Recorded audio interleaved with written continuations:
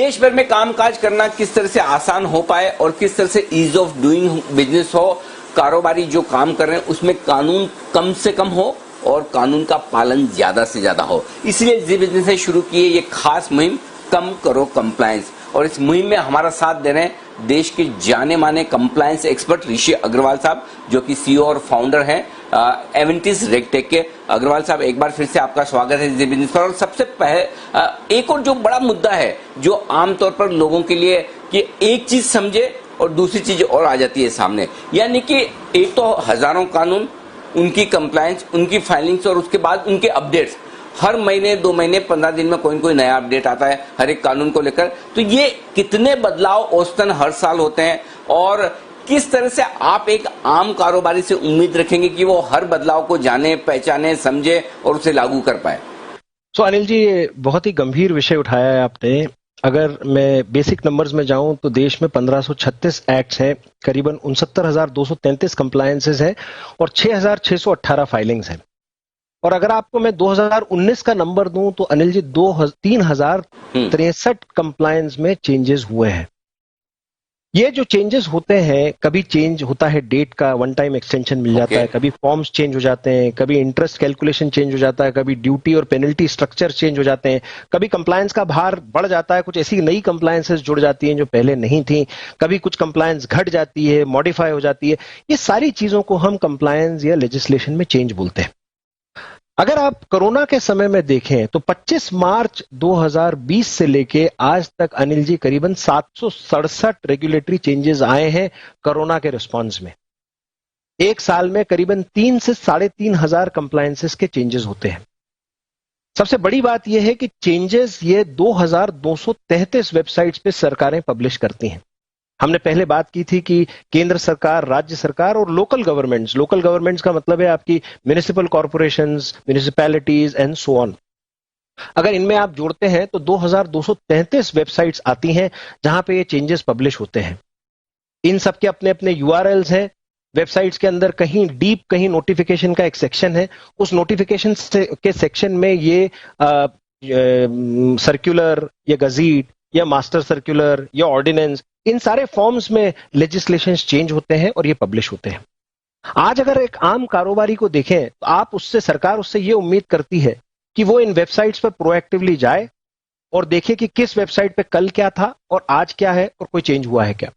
आप मेरे को प्रैक्टिकली ये बात बताइए कि एक multi business, multi entity, multi location अगर एक ऐसा व्यवसाय है देश में जो अलग अलग राज्यों में चल रहा है, अलग अलग म्युनिसिपल कॉर्पोरेशंस में जिसके व्यवसाय हैं, जिसकी दुकानें एवं वाणिज्यिक प्रतिष्ठान है, तो क्या आज वो इतनी सारी वेबसाइट्स पे जाके प्रोएक्टिवली मॉनिटर कर सकता है?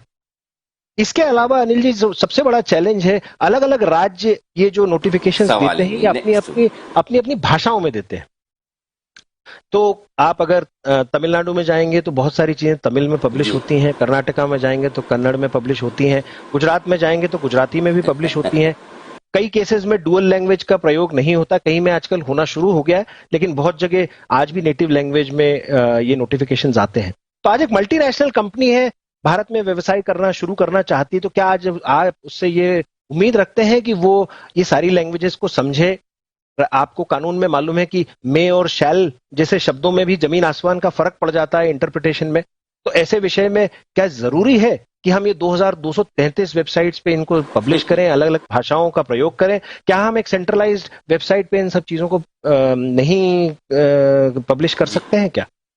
तो एवेंटिस रेगटेक में हमने इसको सिंप्लीफाई किया है। हमारी वेबसाइट पे हम इसको फ्रीली आज पब्लिश करते हैं। 55 लॉयर हमारे यहाँ इस विषय पे काम करते हैं। बिल्कुल, और वाकई में ये बहुत ही गंभीर विषय, क्योंकि अगर इतने राज्य हैं, इतनी भाषाएं हैं, तो फिर आप समझ सकते हैं कि मतलब किस तरह से अलग अलग कानूनों को अलग अलग भाषाओं में पढ़ना समझना आसान काम है ही नहीं। आपको एक्सपर्ट्स की जरूरत पड़ेगी ही पड़ेगी, और जहां एक्सपर्ट्स आए वहां टाइम, एनर्जी, पैसा सब कुछ आपको खर्च करना पड़ेगा। तो ये अग्रवाल साहब, जानना चाहता हूं कि जो ये कानून बने हुए हैं इनमें स्टेबिलिटी कितनी जरूरी, कि बार बार बदलाव ना हो, हर थोड़े थोड़े दिनों में सरकार चेंज ना करें, और स्पेशली सेंट्रल लेवल पर भी और स्टेट लेवल पर भी, इसमें किस तरह से कोऑर्डिनेशन बनाया जा सकता है? अनिल जी, सबसे पहला काम तो ये करना पड़ेगा कि ईज ऑफ डूइंग बिजनेस को रियल बनाना है, तो इन कानूनों में जब भी संशोधन हो तो उसका एक फ्रेमवर्क बनाना पड़ेगा। आज जो भी एक्ट जिस भी गवर्नमेंट के अंडर आता है उनके पास संशोधन की ऐसे कोई फ्रेमवर्क नहीं है। कई चीजों में हम देखते हैं कि जब संशोधन लाया जाता है तो उससे कंप्लायंस का भार बढ़ जाता है, उसमें मैनुअल स्टेप्स बढ़ जाती हैं, उसमें कॉम्प्लिकेशंस बढ़ जाती है, एम्बिग्विटी आ जाती है, कंफ्यूजन आता है उसको इंटरप्रेट करने में।